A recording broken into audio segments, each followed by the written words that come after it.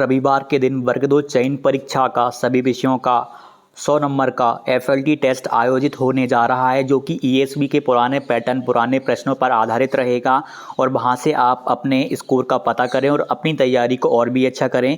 इसके लिए आप success classes application play store से डाउनलोड कर लीजिएगा। इसकी जानकारी ये रही, 100 नंबर का पेपर 2 घंटे आपको मिलेंगे। ईएसबी के टाइम पे देना है, पूरे 2 घंटे आपको देना है। वास्तविक एग्जाम की तरह आपको फील करना है, कोशिश करना है कि आपका टारगेट 85 प्लस आ जाए, ताकि वास्तविक परीक्षा में भी ये सुनिश्चित हो जाए कि आपके अब 85 प्लस आ रहे हैं। Welcome to success classes. आशा करता हूँ कि आप सभी स्वस्थ होंगे और आपकी तैयारी बेहतरीन चल रही होगी। आप सभी जानते हैं कि रिवीजन कितना महत्वपूर्ण है और रिवीजन किस तरीके से करा जाता है, ये सबसे ज़्यादा ज़रूरी है। अधिकतर अभ्यर्थी रिवीजन तो स्टार्ट कर देते हैं, लेकिन रिवीजन करने का तरीका ही नहीं पता। बस स्टार्ट कर दिया, जो पढ़ा हुआ था उसी को रिवाइज़ करे जा रहे हैं और आखिरी में देखा तो रिज़ल्ट हमारा अच्छा आ ही नहीं रहा है। रिवीजन के साथ साथ सेल्फ असेसमेंट करना, अपने आप को मूल्यांकित करना, ये भी बहुत महत्वपूर्ण है। ऐसे 10 से 12 पॉइंट हैं। इसी में हम एक फेनमैन टेक्निक की बात करेंगे, रिवीजन टेक्निक ही है ये, और एक और है पोमोडोरो टेक्निक। इन टेक्निक पे भी हम बात करेंगे ताकि कोई भी प्रॉब्लम आपको ना हो तैयारी को। तो सबसे पहले आप ना एक रिवीजन का शेड्यूल बनाएं कि किस टाइम आपको रिवीजन करना है। आप चाहें तो अपने 24 आवर्स को 1:1:1 में डिवाइड करें, यानी 8 घंटे 8 घंटे 8 घंटे। शुरू के 8 घंटे मान लीजिए आपके सोने में चले गए हैं, बाकी के 8 घंटे आपके दैनिक काम में चले गए, खाना पीना जो भी है आपका, ठीक है। और उसके बाद 8 घंटे जो आखिरी के बचे हैं वो आपके पढ़ाई के बचे। तो जो 8 घंटे में देखिए, मान लीजिए खाना पीना नहाना, इसमें 8 घंटे लग रहे हैं मान लीजिए, तो इन 8 घंटे पूरे तो आपको लगेंगे नहीं। इसी समय पर आपको रिवीजन भी कर लेना है। 1 या 2 घंटे या 3 घंटे, जितना भी टाइम निकल जाए, आराम से आपको रिवीजन करना है। रिवीजन कौन सा रिवीजन करना है?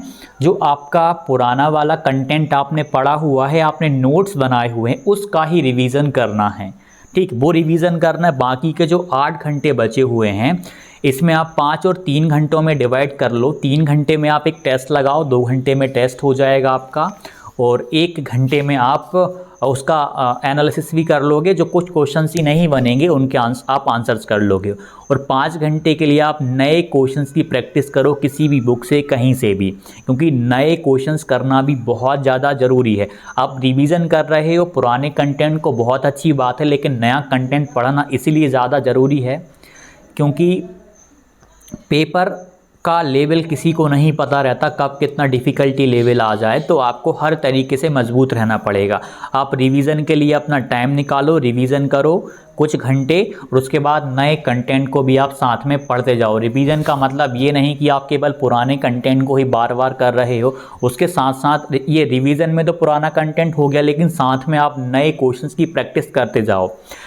आपको क्या करना है? आपने आपका टेस्ट करना है कि आप कहाँ पर हो। हर 7 दिन में आप एक टेस्ट लगा के देखो। आप छोटा टेस्ट लगा सकते हो, बड़ा टेस्ट लगा सकते हो, और अपने आप को ना सेल्फ असेस करके देखो, आपको पता चलेगा। साथ ही आपको ये भी पता चलेगा आप किस टॉपिक में कमज़ोर हो। आप किसी भी प्लेटफॉर्म से लगा सकते हो।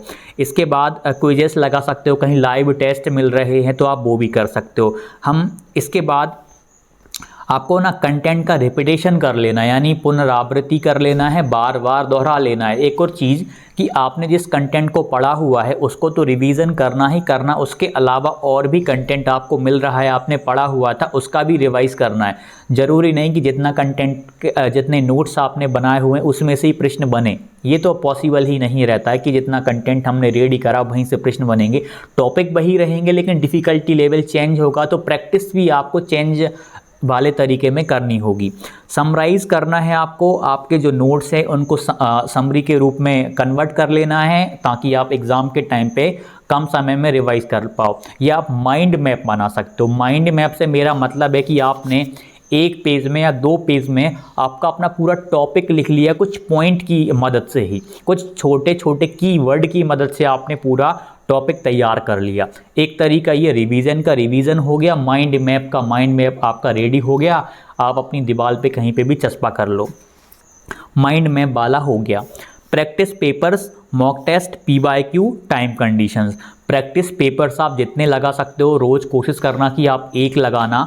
और शॉर्ट वाले तो आपको लगाना ही लगाने हैं, जितने भी जहाँ जहाँ से भी आपको फुल लेंथ मिल जाएं, हर प्लेटफॉर्म का आपको एक देखना पड़ेगा, क्योंकि पैटर्न एक तरीके में देखा जाए तो फिक्स्ड नहीं रहता है ईएसबी का। किस तरीके का प्रश्न पेपर पूछा जाता है आप सभी जानते हैं, मतलब एक संभावना नहीं रहती किस तरीके का 5 टॉपिक में पेपर ख़त्म कर दें, या इस बार हो सकता है कि संतुलित करके पेपर बनाएं, हर टॉपिक से कुछ कुछ प्रश्नों को पूछें।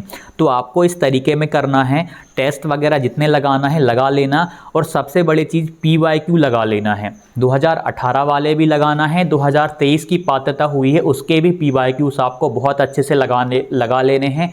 हर एक प्रश्न, हर एक टाइप का प्रश्न आपसे बनना चाहिए। मान लीजिए 5 क्वेश्चंस भी आपको यदि वहाँ से देखने को मिल गया, या उसी टाइप पे या वैसा का वैसा देखने को मिल गया, वैल्यू के लिए चेंज करी, तो वो 5 नंबर आपके लिए बहुत ही ज़्यादा महत्वपूर्ण होने वाले हैं, तो उनको आपको नहीं करना। ये आप यदि आप ये MCQ के फॉर्म में लगाओगे, टेस्ट के फॉर्म में लगाओगे, एक टाइम्ड में, एक फिक्स्ड टाइम में, तो आपको ज़्यादा बेनिफिशियल रहेगा।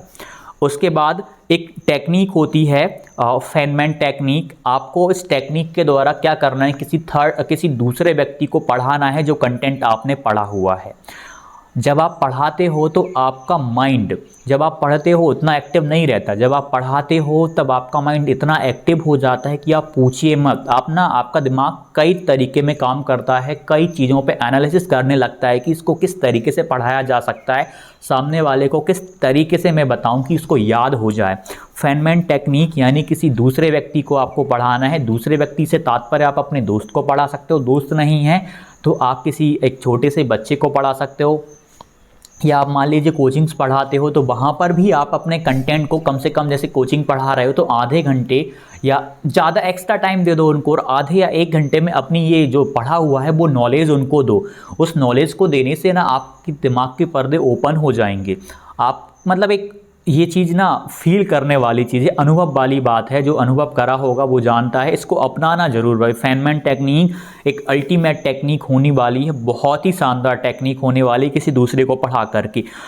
अब आपको लगे कि आपने भैया कहीं पर भी टेस्ट दिया और मुझे लग रहा है कि यार मेरा ये वाला टॉपिक या ये वाला सेक्शन मेरा वीक चल रहा है, बहुत कमज़ोर चल रहा है, फिर आपको क्या करना है, उस वीक टॉपिक पे और मजबूत करना है। आपने जो कंटेंट किसी भी टीचर से, किसी भी यूट्यूब चैनल से पढ़ा होगा, फिर भी कहीं ना कहीं कमी आपकी रह गई होगी। उस कमी को दूर करने के लिए आपको उस वीक टॉपिक को और अच्छा करना है। और इसके अलावा एक और टेक्निक आपको बताता हूँ, ये आपको इंटरनेट का यूज़ करना है। मैं लिख रहा हूँ इसमें, इंटरनेट का यूज़ करना है। कैसे करना है, मैथ वाले तो कम कर पाएंगे, आप विज्ञान वाले हैं, आपको लग रहा है कि आपके में मेज़रमेंट वाले प्रश्न आते हैं, मापन वाले, तो आपको ना एक इंटरनेट पे सर्च कर लेना है मापन। जो अपने लक्ष्य और अर्जुन है, मैं उनमें भी अभी ये चीज़ें डालना चालू कर दूंगा। तो आपने वो चीज़ कर ली है, तो मेज़रमेंट का एक आर्टिकल आपको पढ़ लेना है। मतलब याद हो रहा है नहीं हो रहा वो अलग बात है, कुछ नई चीज़ें मिलेंगी आपको देखने को, तो वो आपको याद हो जाएंगी, ये ज़्यादा ज़रूरी है। क्योंकि पेपर में ना नई चीज़ें भी आपको देखने को मिलेंगी। आपको लग रहा है कि यार ये आउट ऑफ सिलेबस पढ़ रहा हूँ, कहीं गलती कर रहा हूँ। मान लीजिए आपने इंटरनेट पे एक टॉपिक सर्च करा अकबर के बारे में, अकबर के बारे में आपने पढ़ लिया। अकबर अपने आप में एक बहुत ही चीज़ें समेटे हुए है, बहुत कुछ उसके बारे में पढ़ना पड़ेगा।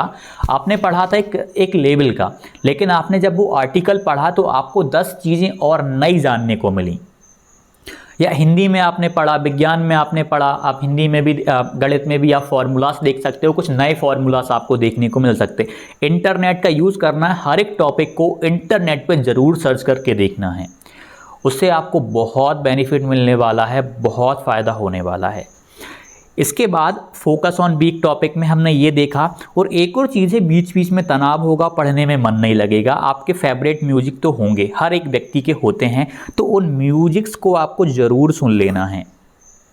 मतलब रोज़ सुबह शाम, या कुछ म्यूजिक्स मैंने भी आपको पहले भी बताए हुए हैं, ठीक है, तो आप उनको भी सुन सकते हो, वहाँ से भी आप कर सकते हो। आप कॉमेडी शो अपना रेगुलर बेसिस पे आधा घंटे के समथिंग आप रोज़ देख सकते हो, 15 या 20 मिनट आप रोज़ दे सकते हो। और भी बहुत सारे यूट्यूब पे आपने चैनल्स देखे होंगे, एक TVF करके है, और भी बहुत अच्छे चैनल्स हैं जो कॉमेडी शोज़ बनाते हैं। नज़र भट्टू या एक करके चैनल है, बहुत अच्छे कॉमेडियन शो हैं, बहुत शानदार। आपको माइंड भी फ्रेश हो जाएगा 10 मिनट में, और फिर पढ़ने में भी मन लगेगा। आप मूवीज़ भी देख सकते हो, जैसे कि आपको यदि वेब सीरीज़ देखनी है तो आप पढ़ने से संबंधित देखो, जैसे कि अभी कोटा फैक्ट्री का सीज़न 3 आ गया, एस्पिरेंट का शायद सीज़न 2 है, मैंने तो अभी नहीं देखा पूरा, कोटा फैक्ट्री का चल रहा है फ़िलहाल। तो आप लोग ना ऐसे कर सकते हो, वो देख सकते हो ताकि रिलैक्स मिले और एक मोटिवेशन भी मिले आपको।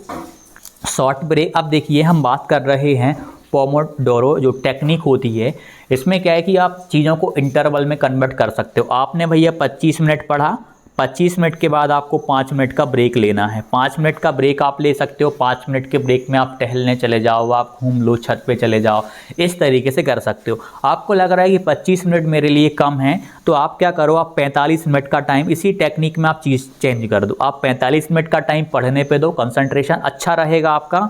उसके बाद 10 मिनट का आप टाइम दे दो, 10 मिनट का टाइम आप दे दो किसके लिए, टहलने के लिए, ताकि आपका, या घूमने के लिए, ताकि आपका माइंड फ्रेश हो जाए। इस तरीके से आपको ये वाली टेक्निक रिवीजन के टाइम पर ज़रूर अपनाना है। जब आप लगातार रिवीजन करते जाओगे कोई मतलब नहीं निकलेगा। आप 2 घंटे तक बैठे हो अपनी चेयर पे, पढ़े तो जा रहे हो, लेकिन दिमाग कह रहा है कि नहीं मुझे समझ नहीं आ रहा। आप ज़बरदस्ती करोगे तो मज़ा नहीं आएगा। जब चीज़ें मतलब माइंड आपका बिल्कुल ताज़ा रहे तब चीज़ों को याद करो, रिवाइज़ करो या प्रैक्टिस करो, तब ज़्यादा मज़ा आता है। तो आपको ये बीच बीच में ब्रेक ज़रूर लेना है, 45 मिनट 10 मिनट का ब्रेक। आपको लग रहा है 10 मिनट ज़्यादा ब्रेक हो रहा है, आपका माइंड 5 मिनट के ब्रेक में खुश हो रहा है, तो आप 5 मिनट का ब्रेक ले लो, लेकिन 10 मिनट का ब्रेक भी बहुत बढ़िया रहेगा। और साथ ही साथ टेस्ट के साथ आपको क्या करना है कि मान लीजिए आपने एक प्रश्न किया मापक वाला, जैसे हर विषय के एक उसको समझना, मापक वाला प्रश्न किया और आपको पता था कि मेरा मापक वाला, मेजरमेंट वाला जो टॉपिक था बहुत मजबूत था, मुझे हर एक मापक के बारे में पता है, फिर गलत हो गया, तो आप इंटरनेट पे सर्च करो कि भैया विज्ञान के लिए दूरियां मापने के लिए कौन कौन से यंत्र हैं या किस चीज़ को किस दूरी में मापा जाता है। उस तरीके से आप आर्टिकल पढ़ लो, एक आर्टिकल नहीं, 2 या 3 अलग अलग वेबसाइट पे जाके आपको आर्टिकल पढ़ लेना है। इंटरनेट आपकी मदद करेगा। आपको लग रहा है कि मैंने भैया मानचित्र के बारे में पढ़ा था, मैं मानचित्र से संबंधित या एशिया महाद्वीप पढ़ा, एशिया महाद्वीप के बारे में मुझे ये चीज़ याद नहीं आ रही, मैं भूल गया हूँ, तो उस एशिया महाद्वीप को 2-3 जगह से आपको पढ़ लेना है इंटरनेट से, ताकि वो आपका याद हो जाए। ठीक, ये चीज़ आप टेक्निक ज़रूर अपनाना, इससे आपको बहुत बेनिफिट मिलेगा। रिवीजन बहुत ज़्यादा ज़रूरी है। आप उसके साथ साथ नया कंटेंट भी आपको पढ़ते रहना है। पेपर का जो पेपर है ना, वो फिक्स नहीं रहता, चीज़ें ऊपर नीचे होती रहती हैं। आपने जो पढ़ा है टॉपिक, हर एक टॉपिक अपने आप में बहुत ही ज़्यादा गहराइयों को समेटे हुए। जब पेपर टफ बनता है तो उन्हीं चीज़ों से, उसी टॉपिक से पेपर और जो प्रश्न है बहुत ज़्यादा कठिन स्तर का भी बनाया जा सकता है। ये इस बात से आप भी सहमत हैं। तो आपको रोज़ नया कंटेंट भी पढ़ना है, जो पुराना आपने रिवाइज करा हुआ है उसको भी पढ़ना है। रिवीजन के साथ साथ नया कंटेंट पढ़ना बहुत ज़्यादा ज़रूरी है। और साथ ही साथ आप प्रैक्टिस टेस्ट भी लगाइएगा, जहाँ से भी आपको मिले, जहाँ से लगाने हैं आपको वहाँ से लगाओ, लेकिन आपका रिवीजन हो जाए। और मैंने अभी जो बताया, इस टॉपिक का आपका ये प्रश्न गलत हुआ, उस टॉपिक को आपने जो नोट्स बनाए हैं वहाँ से रिवीजन करो, और फिर भी लग रहा है कि मेरे रिवीजन के नोट्स में से ये प्रश्न नहीं आया, फिर आप इंटरनेट की मदद लो और वहाँ से आप देखो कि यार इस टॉपिक में और क्या क्या नई चीज़ें मैं सीख सकता हूँ। इस प्रकार से इंटरनेट का भी आपको यूटिलाइज़ करना है। सोशल मीडिया आपको फ़ायदा करेगा। जो भी डाउट हो तैयारी के संबंध में कमेंट करना, बिंदास अपनी तैयारी अच्छे से करो, ठीक है। और जिसको भी टेस्ट वगैरह लगाना है, बहुत सारे प्लेटफॉर्म हैं, आप कहीं से भी लगा सकते हो। सक्सेस क्लासेस पर भी अपन ने करे हुए हैं, PYQ भी करे हो, वहाँ से लगाना है वहाँ से लगाओ, जिस प्लेटफॉर्म से मिलें। लेकिन इतनी सलाह ज़रूर दूंगा कि केवल एक प्लेटफॉर्म के नहीं लगाना। आपको यदि मल्टीपल प्लेटफॉर्म आपको प्रोवाइड करें चयन परीक्षा के लिए टेस्ट, तो आप उन पे बिलीव करना, अलग अलग तरीके के आप प्रश्नों से टैकल करोगे तो आपका या तो कॉन्फिडेंस लो होगा कि यार यहाँ के प्रश्न बन रहे हैं, वहाँ के नहीं बन रहे, वहाँ के बन रहे हैं, यहाँ के नहीं बन रहे, तो थोड़ा सा निराशा हाथ लगेगी। लेकिन आप अपने आप को इम्प्रूव करने के लिए लग जाओगे कहीं ना कहीं, ठीक है। तो ये चीज़ करना, जहाँ से मिलें आप वहाँ से भी करना। रिवीजन के साथ साथ आपको प्रैक्टिस करना है, प्रैक्टिस प्रैक्टिस प्रैक्टिस। आप प्रैक्टिस जितनी ज़्यादा करोगे उतना ज़्यादा आपके लिए बेनिफिशियल होगा। तो तैयारी के संबंध में जो भी डाउट हो आप कमेंट कीजिएगा, और ठीक है, तो मिलते हैं अगली वीडियो में। धन्यवाद। जाते जाते चैनल को सब्सक्राइब कर लीजिए और बेल आइकन को दबाइए और टेलीग्राम चैनल को ज्वाइन करना मत भूलिएगा। टेलीग्राम चैनल का नाम है सक्सेस क्लासेस बाय अमित धाकड़।